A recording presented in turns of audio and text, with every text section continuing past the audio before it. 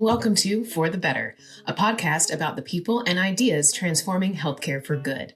I'm Lauren Miners. Join me as we explore how innovation and empathy can create a healthier future for everyone. Hi, and welcome to For the Better. Our guest today is a nationally recognized healthcare leader, attorney, and policy expert with over 20 years of experience. She's the founder and CEO of Nyoo Health, where she guides healthcare leaders on improving access to care for women. Because as she puts it, women make up 51% of the population, but birth 100% of our future. She has spent 9 years at the American Hospital Association, leading major policy efforts. And before that, she served as a healthcare attorney and executive at ProMedica and MedStar Health. She also teaches the next generation of healthcare leaders as a distinguished practitioner in residence at Ohio State's Moritz College of Law and an adjunct professor at Loyola University Chicago School of Law. Welcome to the show, Priya Bathija.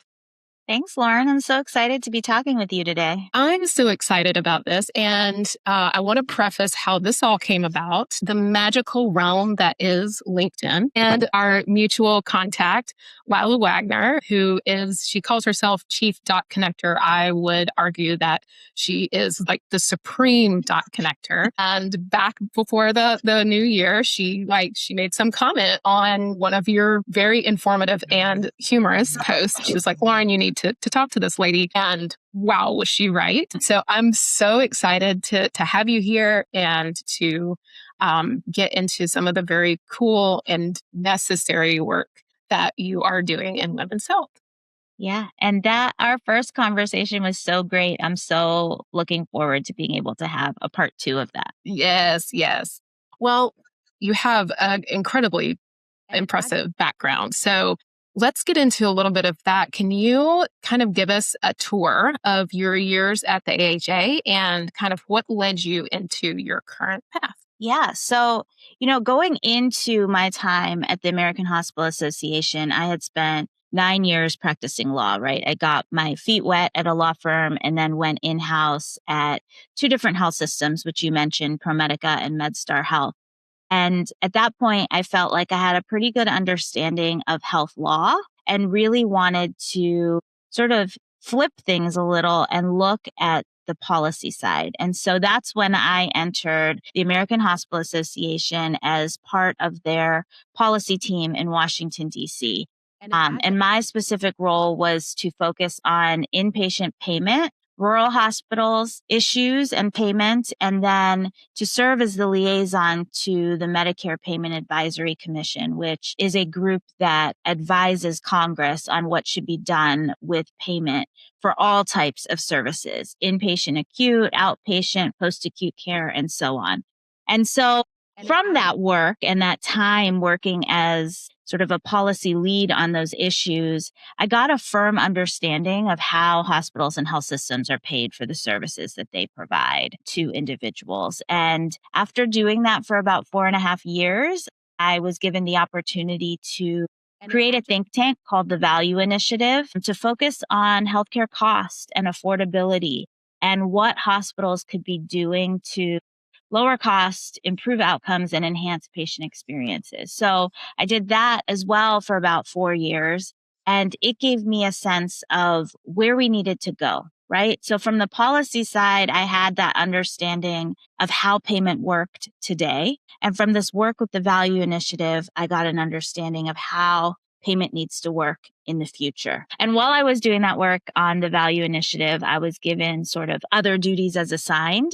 And had the opportunity to lead a lot of our equity work, specifically our work on maternal and child health and social determinants of health. And my team also became sort of the team that got the issues that others within the association didn't have time to really manage with our members. And so we were leading efforts on education related to price transparency, PPE during the pandemic, vaccine confidence. And so I got a good understanding at that time of sort of revenue cycles, supply chain, how hospitals could effectively meet patients where they are when they needed access to things like vaccine or other types of care. And so I think it gave me a really well-rounded look at not only like what is happening today, but what will be happening in the future and the pressures that hospitals face and the environment that they need to navigate going forward. Yeah, there's so much power in those special projects, we'll call them. That is kind of like other duties as assigned is like, that's where the gold can be sometimes, that Yeah. you get to really kind of like play around and get curious and fail and, go down some rabbit holes that are like, oh, wait, no, there's something that we need to be paying attention to here, that side of the desk type of work. Yeah, and it gave us fun things to focus on too, right? Like we weren't always focused on one issue or one area that hospitals were addressing in their day-to-day work. We were able to sort of move around and see it from different angles, which then allowed us to understand everything we were doing better. Yeah. Yeah. It's so funny that you bring that up. And I don't know if this is just like something in the ether or what convergence, but I feel like I've had a few conversations, both one on the podcast, but also just in life about there seems to be more daylight on it's not just up to the hospitals. This is a community problem. The social determinants of health. I feel like people are talking more and more about that it truly takes all pieces of society to make sure that we're creating healthy communities. Yes, absolutely. I mean, no one group can do it alone. And if they're trying to do it alone, they're not going to be successful, right? Because every community has a finite set of resources and they have an endless list of needs that their patients and communities want. And so we really need everyone working together. And that's just not the people in a community. It also includes like payers, policymakers at the state and federal level. Like everyone really needs to come together to look at some of these issues and make sure that patients have access to the things they need to truly be healthy. And one small part of that is healthcare that's delivered by a hospital. A majority of it, or 80%, is sort of what's happening in their day-to-day lives. Yeah, 100%. And one of those communities, let's face it, is women broadly, Yeah. right? And so you have taken this step and founded Nyoo Health to close some of those gaps in women's health. So can you tell me a little bit more about Nyoo? Yeah. So while I was leading the work on maternal health at AHA, I realized it was an area that there were far more sad or bad outcomes than there should have been. And I got really invested in the work as my sister had some challenges in her pregnancy, as well as my friend Erika, who was a colleague at the AHA, died 10 days after giving birth to her son. And so there were very personal experiences that were making me think about women's health differently. And as I started to do that, I looked broader at women's health and I realized that there were a lot of problems, to be quite honest, in how we approach and deliver care to women across their lives. And I think the biggest problem was that the large majority of hospitals and health systems and even payers, so I would say our health system in its entirety focuses mostly on maternity care and reproductive health. And women have full lives outside of their childbearing years. And if we're not paying attention to these aspects of women's life, like we're not actually providing quality care to women. And so I wanted to do more. I wanted to explore how I could use the skills I had gotten in my 20 years of law and policy and strategy and bring those all together in a way that could make an impact on women across the country. It wasn't a Nyoo Health is this and we move forward. It was throwing things against the wall and to see what made sense and where my place could be and how I could expand the conversation, expand the work in new ways. And so it's been an evolution over the past 3.5 years. Yeah. And it will probably continue to be as you're able to make an impact, if you're through your work and helping close some of these gaps and change the conversation and change the policies and everything, then there will be new challenges within this world, because you're right. I mean, I think, it's very common for women to be treated or seen as like you're either having a baby or you have cancer, and like that's it, right? Then there's so much else that needs to be Yeah. covered and talked about. Yeah. And I can give you some examples, Lauren. Like, for example, okay, if we want to focus on pregnancy, then we can't let go of the fact that what happens in a woman's pregnancy can be dictated by her health before she even becomes pregnant, and has an impact on her health afterwards, in many ways. And just give one example: heart health, right? So if a woman during her pregnancy faces conditions like hypertension, preeclampsia, or gestational diabetes, she automatically has a higher risk for heart disease or heart conditions in the short term and the long term, right? Oh, wow. And so even if all we wanted to focus on was maternal health, we can't actually do that, because so much of our lives impact how we show up during that maternal health phase, right? And so there's many dots that need to be connected across women's lives. And now we're seeing a bigger conversation around menopause, right? How a woman experiences menopause is impacted by so many things that have happened in her life before she gets to this age, right? Where she's experiencing this transition through perimenopause to menopause and into postmenopause. And so we've got to look at what happened to her before to get a full understanding of how her symptoms are showing up presently. Yeah. And then we also have to look at her whole body, right? Because when our bodies lose estrogen, it impacts the totality of a woman's body. So we need to look at bone health, heart health, brain health. We need to look at sort of sleep activity and the impact that that's having, or how a woman can show up at work. So it's beyond just looking at the actual healthcare they're receiving. It's looking at how they're living their day-to-day lives. Yeah, it's so, oh my gosh, that's so interconnected. Honestly, I feel like we could go on a very specific rabbit hole right now, but to keep it on new, we might have to do a follow-up. To keep it on new, so you and I talked before, you have like 4 pillars that you are working on. Can you give us a little tour of those and what they mean, what impact they're designed to make, et cetera? Yeah. So the first is inspire, right? And that is to bring more attention, more awareness, getting healthcare leaders and healthcare organizations thinking differently about women's health and their opportunity to impact women's health. So that's primarily workshops, speaking engagements, sitting down with teams and helping them understand, what is women's health?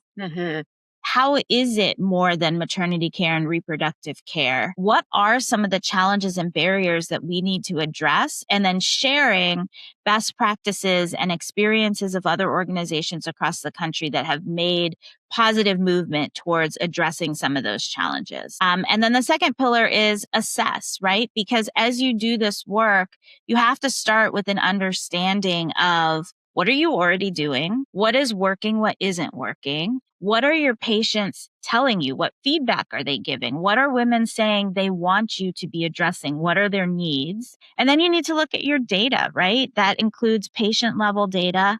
Where are there disparities? Where are there gaps that need to be addressed? Where are places where women are having poor outcomes, right? And then also looking at community data, because that can tell you a lot about the women in your community as well. So that second phase is focused around helping hospitals understand and assess what they're doing and what is possible. We have a short 15-minute assessment that is free and available to healthcare leaders as a starting point. So whether or not they want to work with us, they have an opportunity to use that assessment to say, okay, here's what we're doing and here's what we're not doing, and have sort of a plan of action to move forward. And then the third pillar is navigating, right? So once we've done the assessment, once we know sort of where organizations are, what strategies are going to be the most effective and how do we prioritize that? So Nyoo Health is focused on providing strategic advice to hospitals as they figure out what strategies they want to take. And then the last pillar is collaboration. So throughout all of this work, we are collaborating regularly with other leaders in the women's health space. We are open to collaborating with healthcare organizations to develop and share additional thought leadership to bring people along in this conversation. So those are the 4 services, but we also do everything on the in-between, right? We're happy to step in and work with an organization that may have no idea where to start. And they may just say, we know we want to reach more women and we want to give them access to what they need. And we'll just sit down and start having conversations around what that could look like. That is so cool. And I'm very curious to know. I feel like the conversations you're probably having with these organizations to close these gaps and identify where things could get better. I wonder how many times do you hear, we didn't think about it like that. Like, it seems like your job is to come in and ask these questions. That's like, oh man, that's like that, because maybe a very obvious thing, but no one asked the question before. Yeah.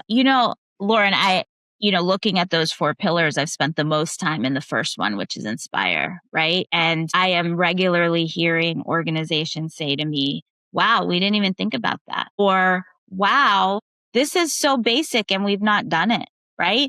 Because we have a whole sort of chart of strategies in a database of what hospitals are doing around the country. And there are so many ways that organizations can take one step forward in improving women's health, and they aren't all big, right? I think sometimes leaders think, oh, well, if we can't build a comprehensive women's health center and we can't make this big statement, because that costs money and that takes time and that's a huge proposition to undertake, right?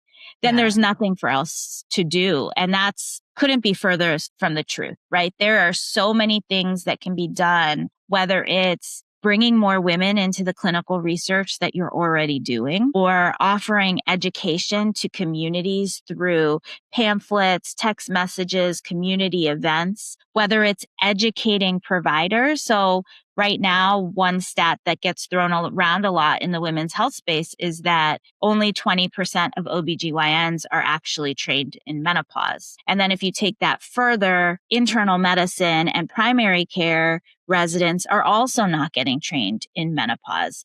I actually talked with a group of internal medicine residents in DC. A couple weeks ago, I did grand rounds for them, and then we had a conversation.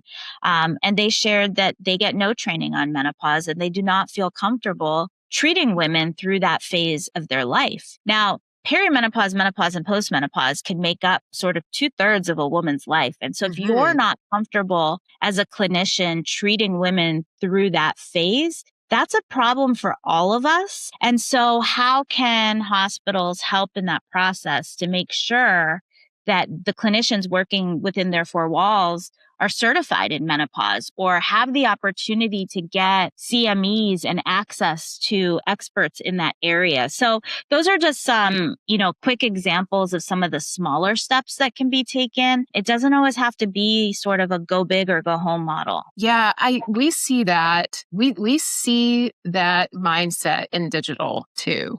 Where like our clients will be like, we need a whole new website. It's like, no, you need to have a better doctor finder. Like, let's start small. We need to personalize. No, you just need to do some geolocation. And like, I don't know where that thinking comes from in healthcare. If that's just systemic. It sounds like it is. That it's got to be some big overhaul, but you can make such a big impact with just some simple education. Yeah. Well, and I kind of get the mindset and the mentality, having worked with hospitals and in hospitals for my entire career, right? Like, every change you make requires like a huge change management process. Like, it's really easy for me to just say, Oh, well, you can set up to send texts with information, or you can hand out pamphlets on different tests that you've ordered to patients. And it sounds easy. It is relatively easy in comparison to other things, but it does require change management, right? You have to bring along care teams. You have to explain to them why we're offering this. You have to work it into the workflow. And so I kind of see that mentality that if we're going to do it for something small, we might as well do something big. But that also works against us, right? Because constantly waiting to do something big, we'll never get there. Yeah. Yeah, totally. And, I'm thinking about this too from the marketer's perspective is it's like, well, great. Now we have this new project. We have to write all this copy, stand up this microsite, we do all of these things just so that we can achieve what might appear to be a small initiative, but actually is very impactful. Yes. Yeah. So, I mean, it feels big. It feels daunting, but from the organizations I've talked to, when they can get it in place, it also feels right, right? Like it is the right thing to be doing. It provides better care for women, which at the end of the day will impact the bottom line. If women are making 80% of healthcare decisions, not only for themselves, but their spouses, their kids, their parents,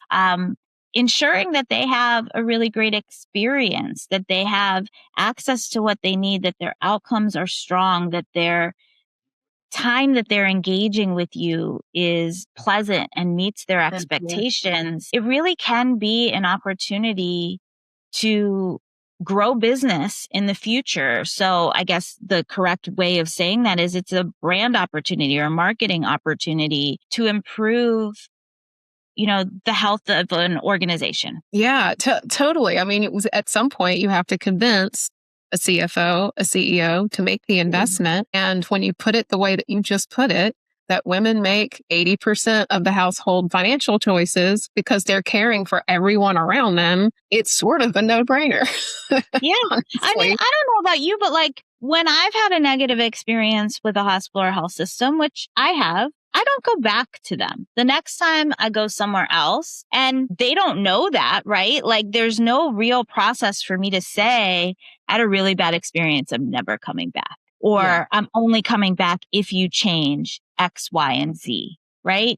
Like there are surveys, but there aren't real ways to get that feedback to different organizations. But if the experience is great, I'm going to be there the next time. Yeah, totally. Yeah, that's that retention and, brand loyalty. And I don't know if you know Dean Browl of feedback and some of the work that he does is like, I call him a creepy researcher because he like goes through all of those subreddits and like will find the good, bad, and the ugly that like does not show up on those surveys, right? So, so yeah, that would, to your point. Yeah.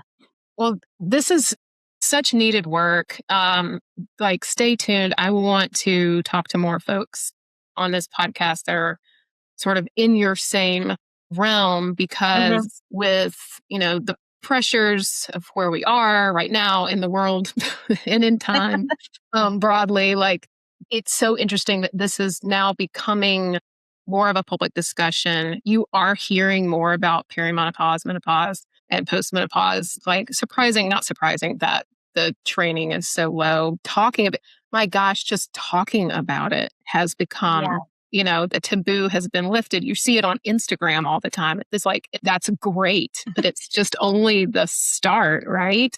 Yeah. Yeah. Well, and Lauren, I will say too, like it is an excellent start. And I love this movement that we're seeing, but there are so many women that aren't seeing it, right? So the information that is being spread and the conversations that are being had are not being had across every community of women, right? So I'm seeing a lot of it because I work in this space and the algorithm is sending it all to me, right? And my friends are working in this space and I'm seeing the stuff that they're sharing as well. You are seeing it because your friends are sharing it, but there are communities that are still not talking about women's health, that it's still a taboo and they're not getting that information. They're not getting access to some of the cool startups and innovations we're seeing because they're often direct to consumer and those populations don't have money to pay extra. for those apps or services or procedures. And so we've got to get to a point where we take this exciting movement that you and I are feeling and seeing and experiencing and make sure that it gets to everyone. And I'll just give you one example of something that I've read recently that I think is interesting is the American Heart Association does a lot of education, training, marketing, branding around heart disease and how heart disease and heart attacks are the number one killer of women, or heart disease, I should say, is the number one killer of women, that the symptoms of heart attacks can be different for women versus men. But they released some research recently that actually shows that heart health literacy has decreased over time. And the populations that aren't getting access to this information are Black and Hispanic women, as well as younger women. And so I'm super excited about the movement, but there is still so much work that needs to be done to make sure that the messages that women need to hear and have are reaching everyone. Yes. 1,000% yes. And those populations are experiencing more negative outcomes too. Mm-hmm. So and probably have some other, nuanced cultural stuff going on that is like they're already maybe not trusting healthcare broadly, whether it's their hospital specifically in their community or just like healthcare as an institution, So there's a lot to overcome. There's a lot. There is, including all the misinformation that is available on the internet these days. Amen. Like speaking also, I should not be getting my perimenopause information from Instagram, although I do love, the one woman who is the We Do Not Care Club. I'm here for that. Yes. Yeah. I mean, and that's a thing. We as a healthcare system need to figure out how to meet women where they are, right? Yeah. And so as much as we say we don't want to get our information from Instagram or TikTok, that's where we're spending our time. And that's where the opportunity for healthcare systems, hospitals, physicians to meet women where they are. And, I know it's not in a doctor's job description to create TikToks to educate their patients, but hospitals and health systems have an opportunity to show up in those places and to provide some of that information. And again, it doesn't have to be big. Maybe it's a strategy to meet women who are looking for information about perimenopause symptoms, and hospitals can be a trusted partner in that. I know that so many hospitals and health systems have really great websites like Mayo Clinic or Cleveland Clinic. And I personally trust those all the time, but I don't necessarily trust a random person on TikTok that's giving me. Right. And so I think there's a huge opportunity for hospitals to say, okay, if we're going to meet women where they are, that means figuring out how to meet them on TikTok and Instagram, even if it's a bit uncomfortable for us. Yeah. Yeah. Well, that's a great segue into my last question, which is where can people meet you where you are? What do you have coming up and how can folks find you, follow you? Because you have so much goodness. I love following you on LinkedIn because I learn something and I laugh every time that you post. So how can other people enjoy this too? Yeah. So you can find me on LinkedIn, Priya Bathija. You can find Nyoo Health on LinkedIn as well as on Instagram. And it's NYOO Health.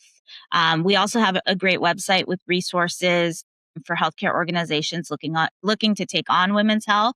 And that's nyoohealth.com. And then we are launching a new podcast, which I'm really excited about in the spring, that will focus on helping women understand and navigate the healthcare system. It's called the Women's Health Playbook. And we've never been given a playbook. We've never been given the rules of how to navigate doctor's appointments, navigate preventive care, navigate different challenges through breast cancer, perimenopause. And so this podcast is created and designed to bring in experts from across the healthcare field to answer those questions that we often turn to Google for. And so our first season, which will drop in full in the spring, is navigating a doctor's visit. So how do you find a doctor? How do you prepare for your appointment? How do you have your conversation and create an agenda for within your doctor's appointment? What do you do after your doctor's appointment? What are some of the forms that you're asked to fill out, and what do they mean when you're actually at the doctor's office?